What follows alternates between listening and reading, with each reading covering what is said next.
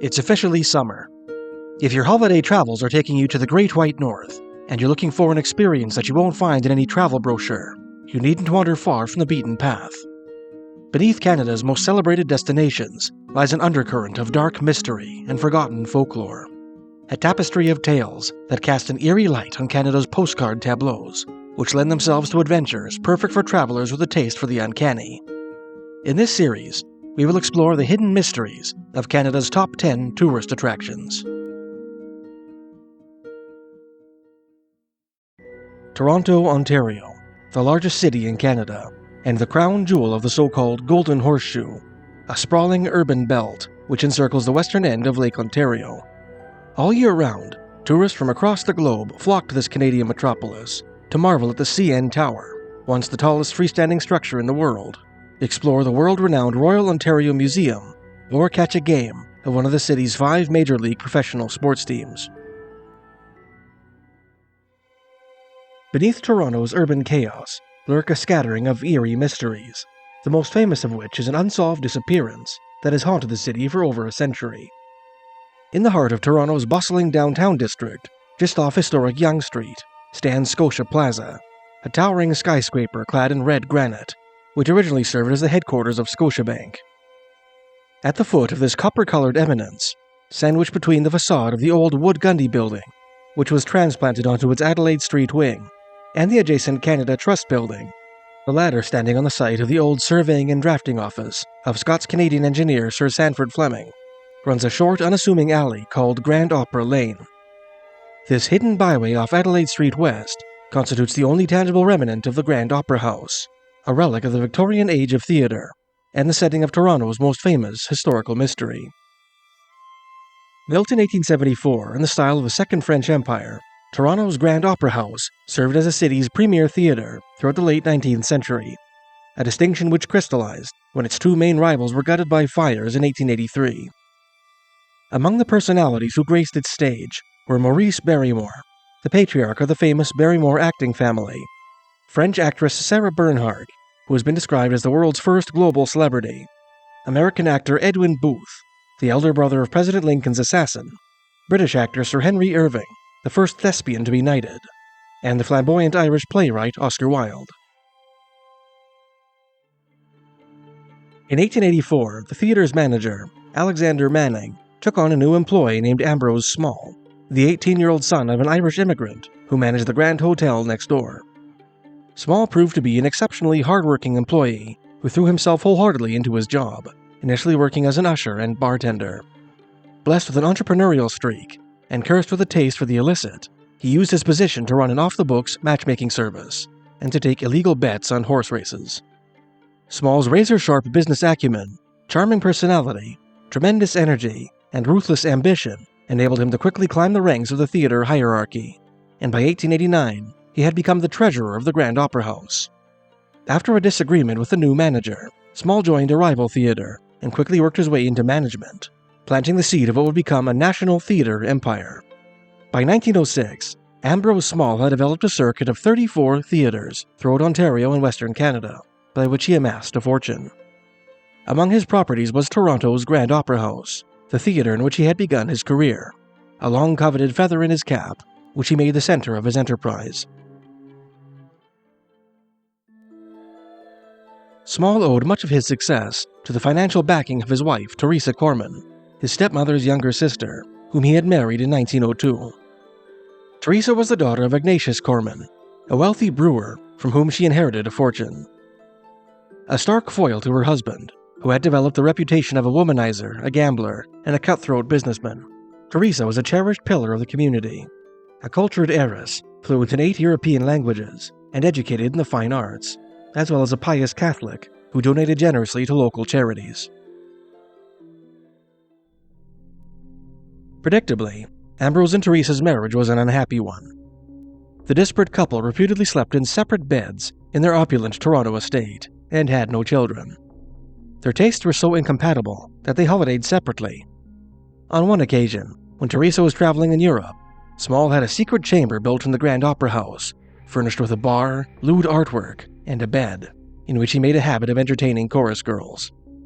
Teresa became aware of her husband's extramarital affairs and quietly tolerated them for fear of scandal.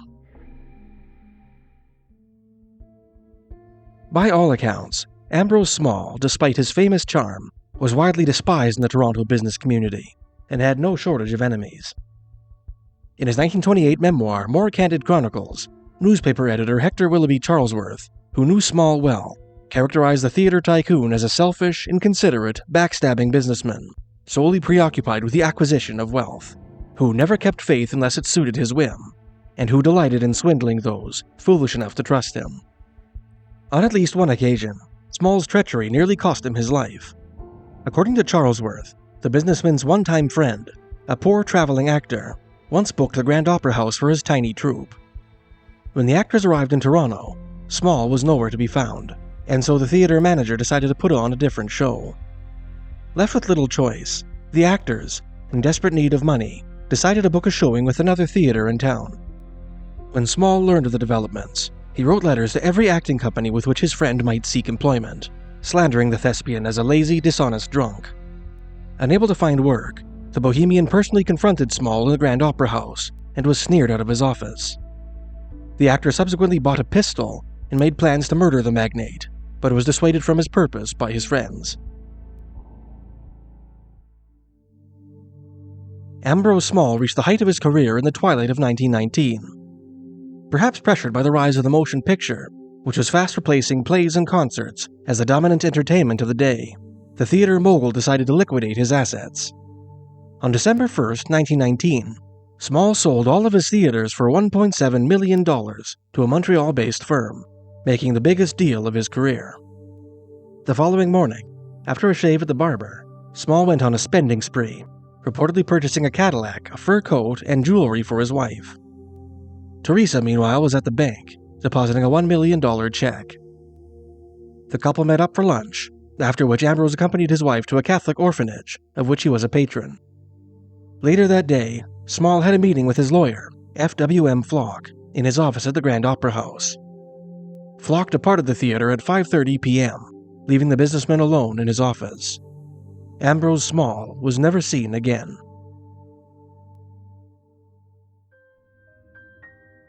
Teresa was not alarmed when her husband failed to show up for their scheduled dinner at 6 o'clock. Apparently, the theater mogul had no more compunction about punctuality with his wife than with his business associates. When he failed to make an appearance the following day, Teresa avowedly suspected that he had run off with one of his chorus girls, and, fearing scandal, neglected to notify the authorities. The Toronto police began looking into Small's disappearance in January 1920, several weeks after his vanishing. Their efforts were supplemented by a nationwide civilian search spurred by Teresa's offer of $500 for information on her husband's whereabouts, a reward which was later increased to $50,000. Aside from reams of dubious tips sent by hopeful bounty collectors, which the police dismissed as crank letters, no clue as to Small's whereabouts were forthcoming. To date, his body has never been found. Since his disappearance, there have been many theories put forth as to the businessman's fate, most of which assume that he was murdered.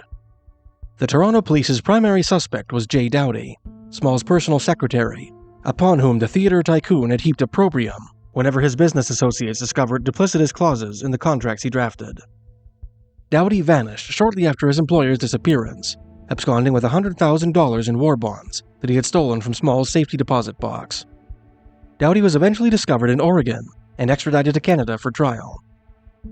Although he was convicted of theft, the charge of Small's kidnapping, of which the police suspected he was guilty, was dropped due to lack of evidence. Another suspect in Small's disappearance was the millionaire's wife, Teresa. For years, she had silently endured her husband's many affairs and unscrupulous business dealings, which conflicted with the deeply religious values she professed. Small's sisters, Gertrude and Florence, believed that the beer heiress had arranged for their brother's murder, perhaps convincing one of his many enemies to carry out the deed on her behalf. A similar theory was proposed by Inspector Edward Hammond of the Ontario Provincial Police, who reinvestigated the cold case in 1936 and determined that Teresa likely played a role in her husband's vanishing.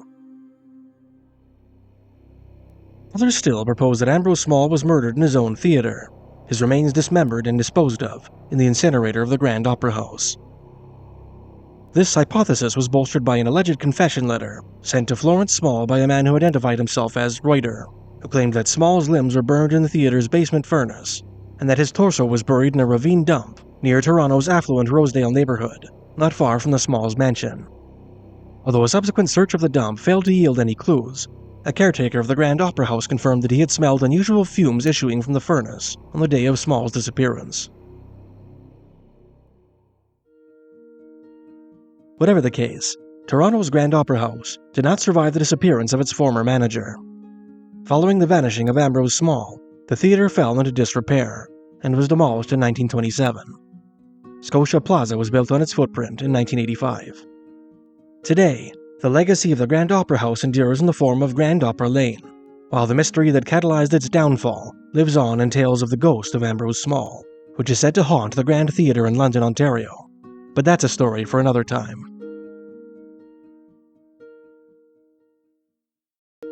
Before we continue, I'd like to tell you about a Canadian history course that I helped put together, which chronicles Canada's history from prehistory to the eve of World War I. The course is composed of 41 video lessons, each about 15 minutes to half an hour long, with short summaries and quizzes that help you retain what you learned. I just finished watching it, and can honestly say that, despite a few goofy pictures and a handful of historical interpretations that I didn't quite agree with, it's the best resource for getting a bird's-eye view of Canadian history since the 2000 CBC docuseries Canada: A People's History, which I think it surpasses both in objectivity and concision. You can sign up for free and watch any episode of your choosing to see if it's the right course for you. Check out CanadianHistoryCourse.ca or click the link in the description to find out more.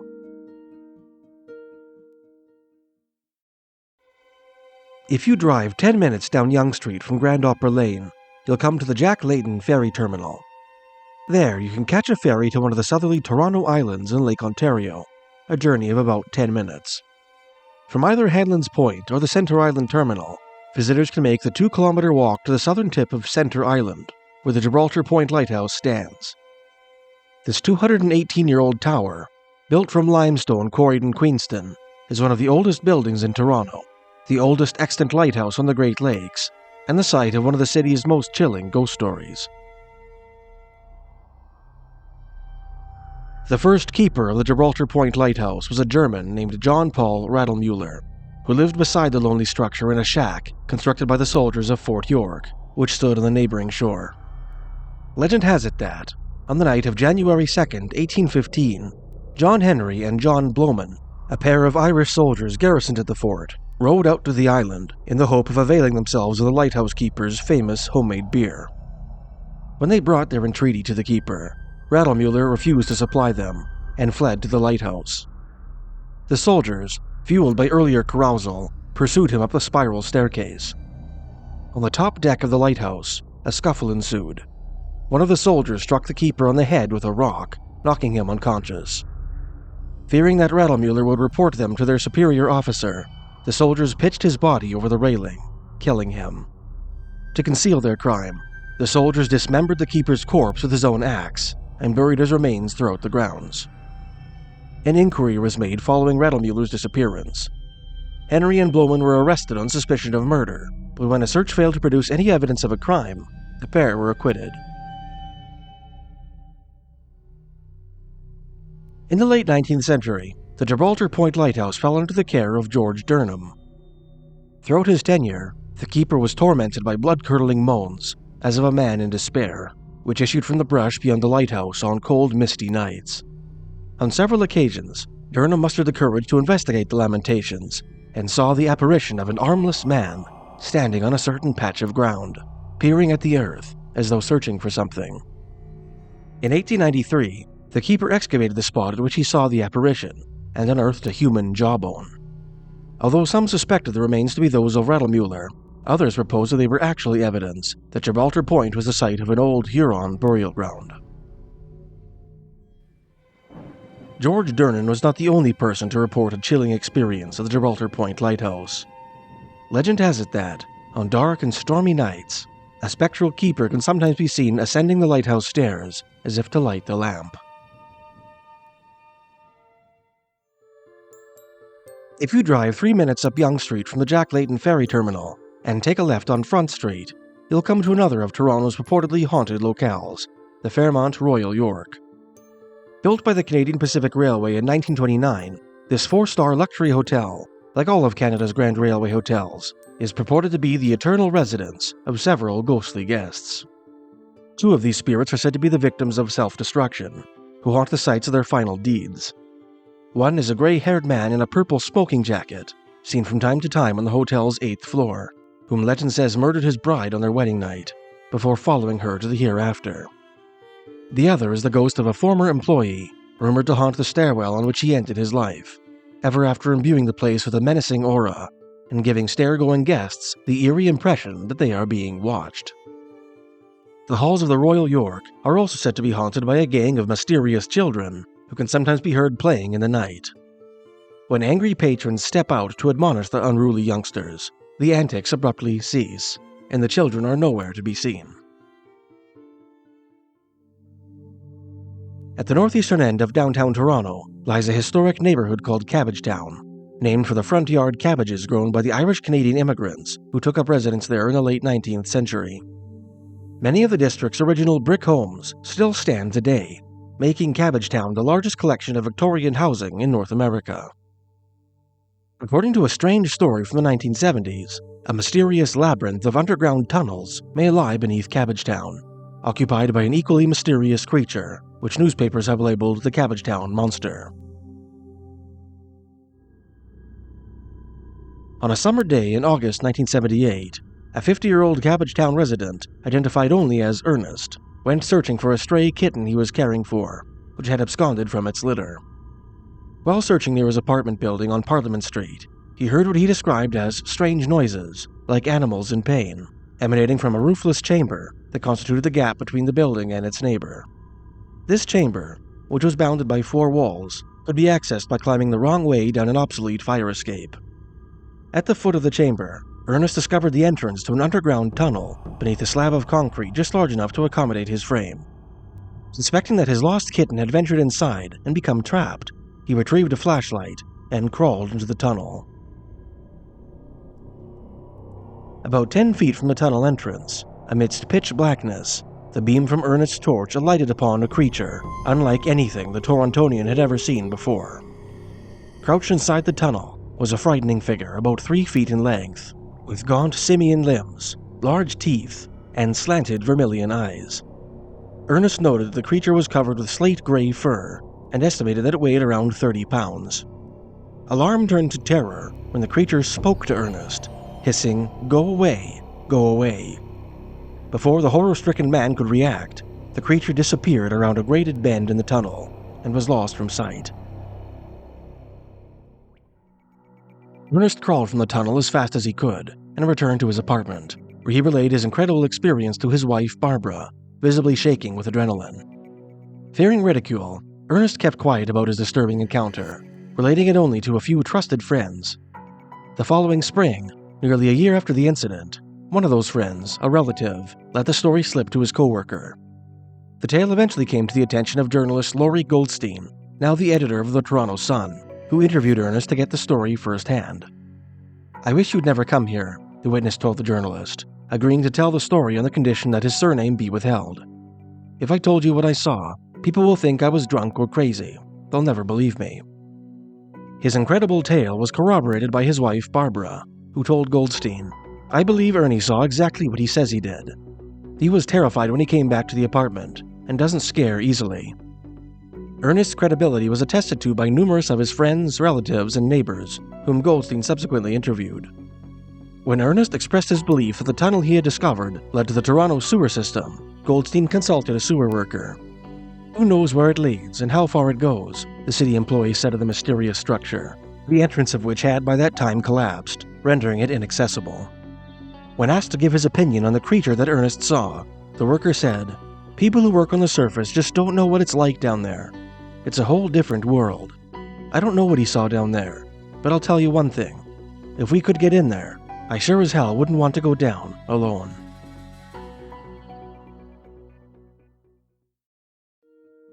In the next segment of the series, we'll explore the mysteries of Banff National Park, home to Canada's most famous Hotel Spectre, sightings of legendary alpine monsters, and a glacial lake shrouded in mystery.